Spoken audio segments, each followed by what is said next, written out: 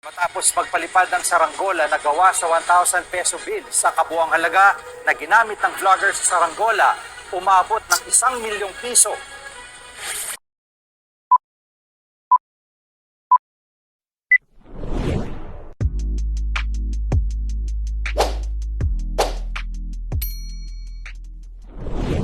Matapos magpalipad ng saranggola na gawa sa 1,000 peso bill sa kabuang halaga na ginamit ng vlogger sa saranggola, umabot ng 1,000,000 piso.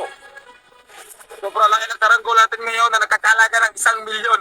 Kakaiba ito saranggola natin ngayon. Go!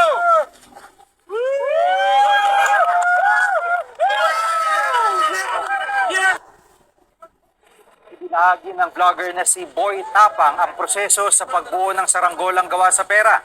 15 metro raw ang haba nito at tumagal ng 5 oras ang pagdidikit-dikit nila ng 1,000 peso bills. Comment naman dyan ng netizens, sana ginamit ang pera sa tama.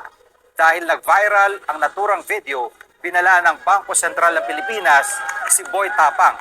Labag ang ginawa niyang perang saranggola sa Presidential Decree No. 247 o ang batas na nagbabawal sa hindi tamang paggamit ng pera.